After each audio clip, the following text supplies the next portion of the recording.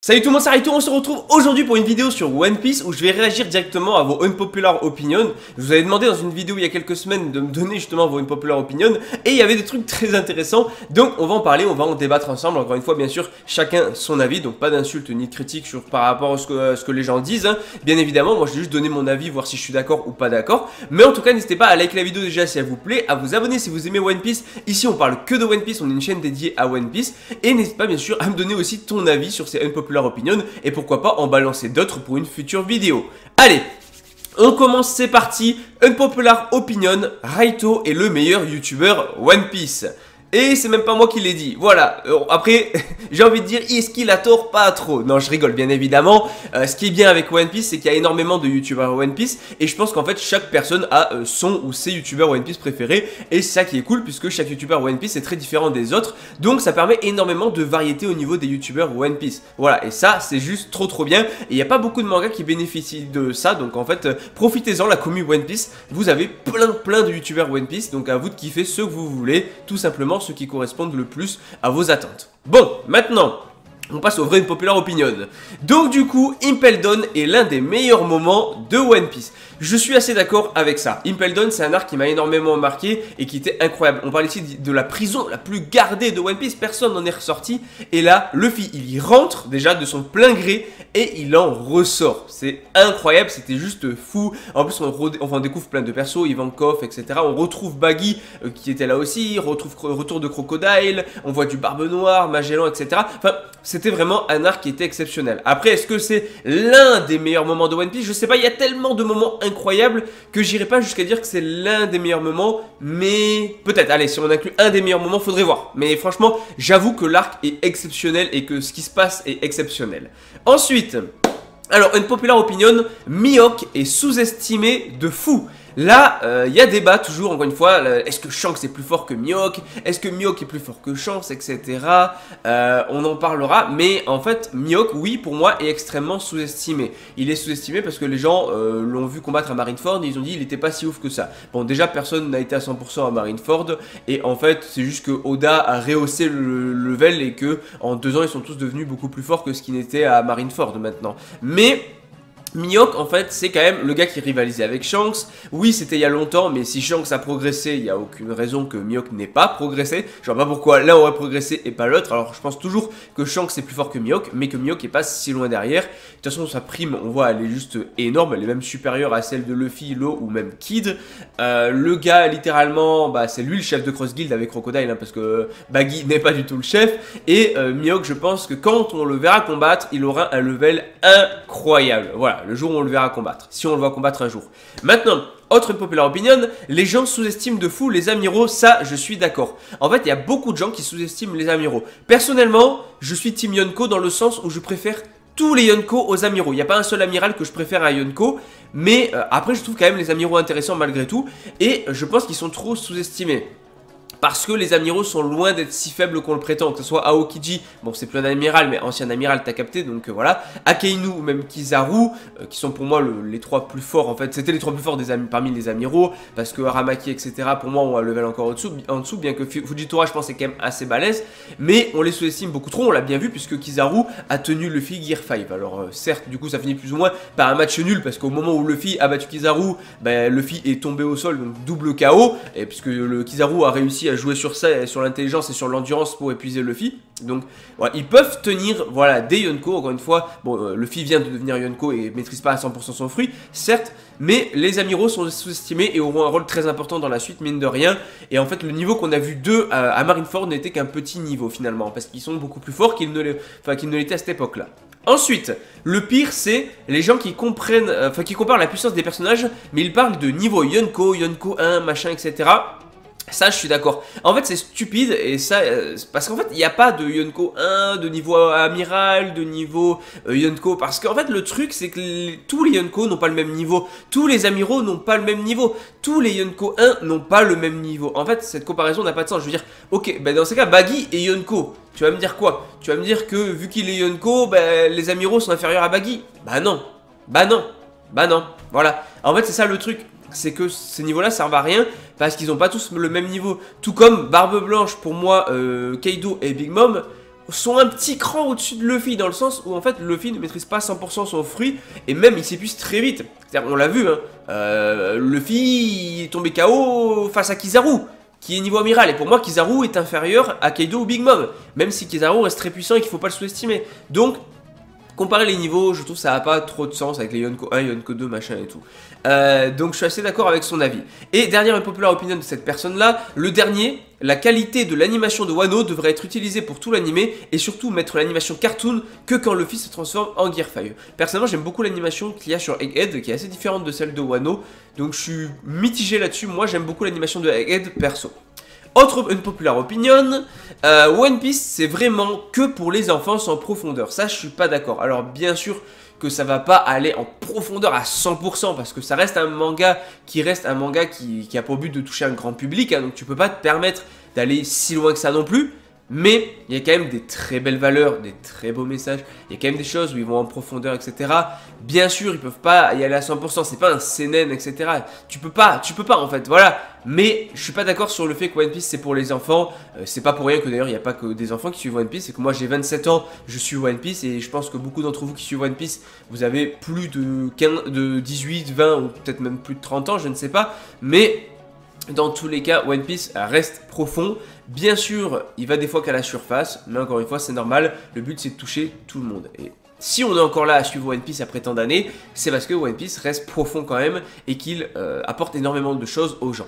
Maintenant, autre populaire opinion, tous les mystères de One Piece ne seront pas traités par Oda, il va oublier un tiers même. Alors ça serait pas impossible, hein, parce qu'en fait, il y a tellement de mystères qui ont été teasés par Oda, que je serais pas surpris, même si en général il arrive bien à rebondir, à réutiliser les éléments, faire des foreshadowing et tout, qu'il oublie quelques petits mystères dans l'eau, c'est pas impossible. Alors un tiers, j'irai pas jusque là, bien sûr que tous les gros mystères, le siècle oublié, le One Piece, etc. Bien sûr que tout ça, ça va être révélé à 100%, même par rapport à la fresque qu'on a vue, mais il y a forcément des petits trucs qui seront zappés, c'est obligé. One Piece c'est trop vaste, donc ça je suis assez d'accord avec cette unpopular opinion, qui n'est peut-être même pas forcément une unpopular opinion, donc tout le monde je pense est d'accord avec ça. Mais voilà, là je suis d'accord.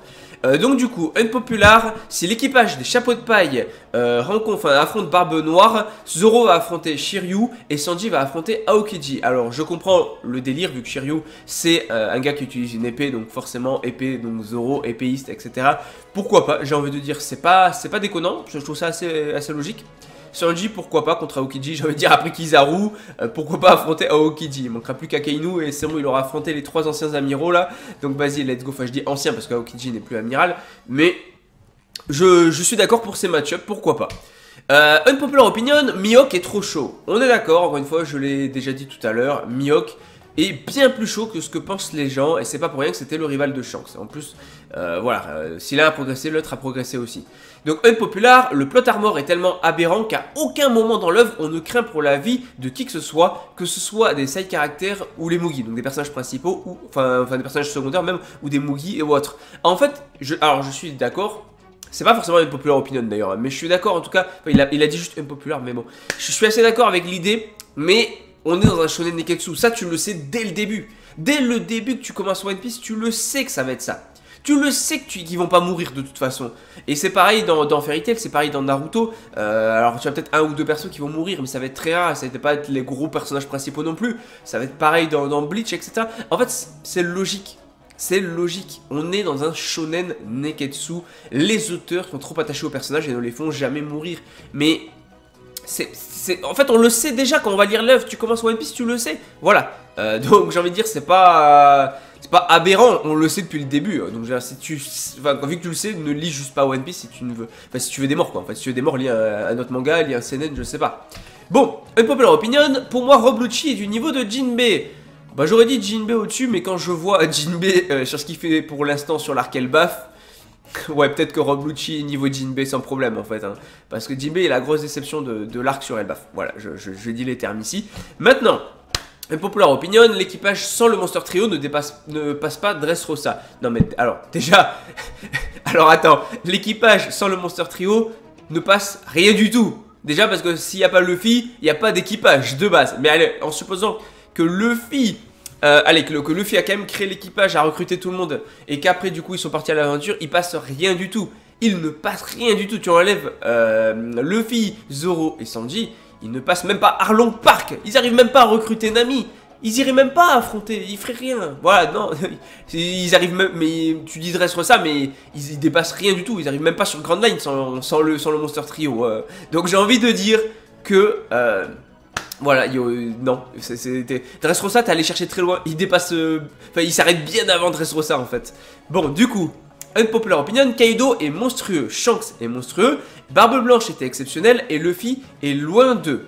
Je suis d'accord, dans un sens, puisque, en fait, Luffy déjà n'a pas la prestance qu'avaient ces trois-là, mais au-delà de ça, Luffy n'a pas une maîtrise parfaite de son fruit, et est moins résistant, endurant que ceux-là, en fait. La preuve, on l'a vu, hein, Kizaru a réussi à l'épuiser de par sa vitesse. Maintenant, je pense pas qu'il soit si loin d'eux, plus maintenant, du moins, plus depuis l'arc Elbaf, et bah, il va se rapprocher très prochainement, je pense, de leur niveau. Mais c'est vrai que je pense qu'il y a encore un tout petit cran à dépasser pour qu'ils se hissent vraiment à leur niveau.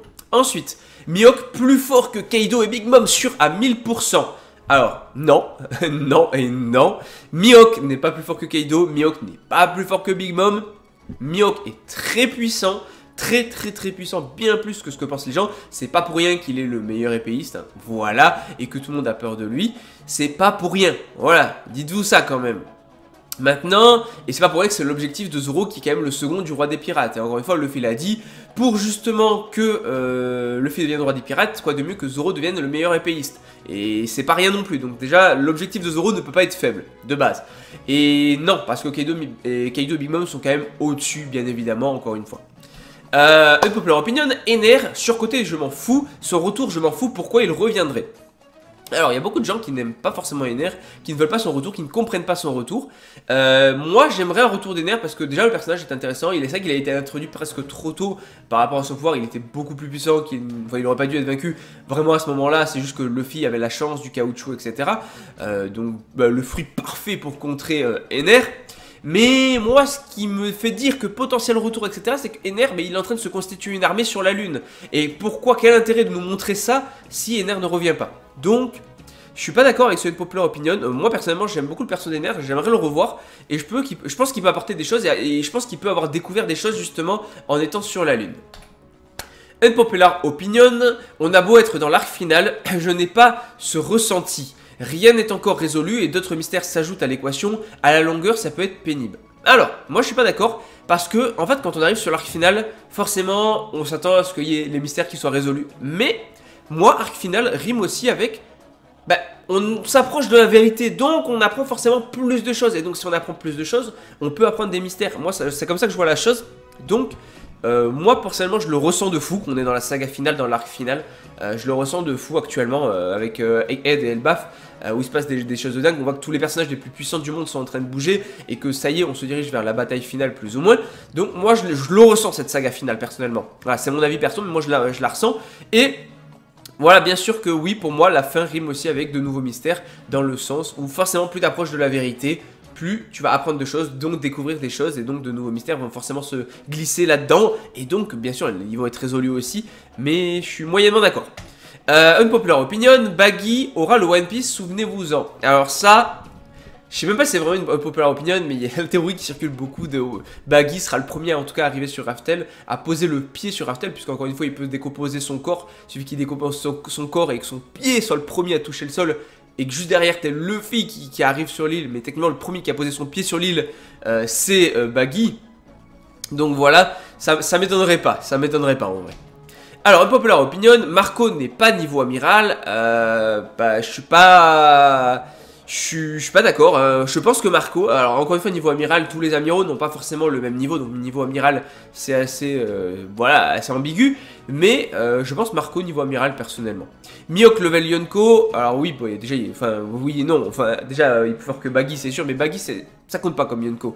Mais Mihawk level Yonko, je pense qu'on peut dire que on n'est pas si loin. On n'est pas assez loin. Je pense pas qu'ils soient à un niveau d'un Barbe Blanche, d'un Big Mom, d'un Kaido. Barbe Noire, je pense qu'il peut tenir tête à Barbe Noire, en vrai. Sachant qu'a priori, il n'utilise pas de fruits du démon et que Barbe Noire a l'avantage sur les gens qui utilisent des fruits du démon. Donc en vrai, je pense qu'il peut avoir un level Yonko. Voilà, encore une fois, tout dépend du Yonko. Mais pour moi, ça serait pas déconnant même qu'il ait été annoncé un jour. Tu vois, Mihawk Yonko ne m'aurait pas choqué. Genre, je veux dire, si la marine avait déclaré que Mihawk serait devenu un des nouveaux Yonko, ça ne m'aurait pas choqué plus que ça, personnellement. Et il dit aussi, Teach est l'un, si ce n'est le meilleur antagoniste de One Piece. Ouais, non, c'est même pas une populaire opinion. Non, moi je suis assez d'accord. Hein. Pour moi, oui, Teach est peut-être le meilleur antagoniste. Et encore, c'est que le début, on n'a pas toutes les infos. Donc, rien de... Non, ouais, je suis assez d'accord. Je suis assez d'accord là-dessus. Ensuite, Unpopular Opinion, si Luffy avait été capturé par Saturne, on aurait eu le plus bel arc de One Piece avec le gouvernement contre les alliés de Luffy. Et j'attends que cet événement arrive. Je pense que ça, on a tous rêvé un jour d'avoir ça. Luffy capturé et tout le monde qui débarque. Tout le monde, ça veut dire du coup Marco, ça veut dire du coup aussi Momonosuke, Yamato, etc. Donc les gens de Wano, ça veut dire l'équipage de Luffy, ça veut dire du coup les alliés de Luffy, donc les géants, ça veut dire aussi toute sa flotte, ça veut dire beaucoup de monde. Et ça serait fou. Et je pense qu'on en a tous rêvé. Et je vous jure, juste d'en parler, j'ai les larmes aux yeux tellement ça serait une folie. Mais je pense pas que ça arrivera un jour. Voilà. Une populaire opinion, Monkey D. Dragon, Im sont les plus forts de One Piece. Im, je pense que oui. Maintenant, Dragon, j'ai envie de dire que oui. Ça serait logique. Ça serait cohérent. Maintenant, on sait rien pour l'instant. Autre populaire opinion, Mihawk ne sera pas l'ennemi final de Zoro. C'est possible étant donné qu'il y a des chances qu'il affronte Mihawk avant l'antagoniste final qui serait soit Im, soit Barbe Noire ou un de ses alliés. Donc oui, ça serait pas déconnant que Mihawk soit pas vraiment l'ennemi final, mais qu'une fois qu'il aura vaincu Mihawk, il sera déjà le meilleur épéiste et il n'y aura pas beaucoup d'ennemis beaucoup plus forts que Mihawk. Popular opinion, Wallcake tabasse tous les jours Marineford. Non, Wallcake c'est incroyable. Développement de Sanji et tout, Big Mom, tout ça, c'est incroyable. Il y a eu des trucs de fou, mais Marineford c'était trop au-dessus pour moi. Ensuite, une populaire opinion, Mihawk est plus fort que Shanks. Pas d'accord. Je pense pas qu'il soit si loin de Shanks, mais pas d'accord. Pour moi, Shanks est au-dessus. Voilà, il n'y a pas de débat là-dessus. Moi, je vous donne mon avis. Pour moi, Shanks est au-dessus. Mais ne sous-estimez pas Mihawk, il doit pas être très loin. Une populaire opinion, le pire arc, c'est Dressrosa. Personnellement, j'adore Dressrosa. Je sais pas pourquoi, j'ai un attachement à cet arc, j'adore l'arc. Que ce soit les personnages introduits, Doflamingo, le combat final, tout ce qui se passe, le tournoi, retrouvailles de Sabo, Luffy et tout, Dressrosa, j'adore. My unpopular opinion, Sanji supérieur à Zoro en termes de développement et badass. Alors pour moi, en termes de développement, Sanji supérieur à Zoro, il n'y a pas de débat, Zoro n'a pas eu trop de développement depuis le début, alors que Sanji a eu tout un arc dédié à lui, il a eu le Baratie, mais au-delà du Baratie, il a surtout eu l'arc Wallcake, et Zoro par contre pour moi reste plus badass bien évidemment. Unpopular opinion, Jinbei est une fraude. J'aurais dit non, mais vu ce qu'il fait à Elbaf, j'ai envie de dire un petit peu quand même. Unpopular opinion, pour moi, Im est gentil, moyennement mitigé. Non, je suis pas d'accord là-dessus. Ou alors Im, le vrai Im, mais qui est contrôlé par un démon ou je ne sais quoi. Dans ce cas, c'est le démon qui est méchant et finalement Im serait gentil, ok. Mais sinon, non. Zoro explose Sanji tous les jours. Alors explose non, je pense qu'il est au-dessus mais qu'il explose pas. Et Dragon est nul, non pour moi c'est impossible que Dragon soit nul. Donc voilà pour les unpopular opinions, j'avais envie de réagir à tout ça. N'hésite pas à donner un petit peu ton avis sur ce que je viens de te dire, sur les unpopular opinions. Est-ce que tu es d'accord avec certaines, pas d'accord avec d'autres et tout. Et on l'oublie pas, One Piece c'est la vie.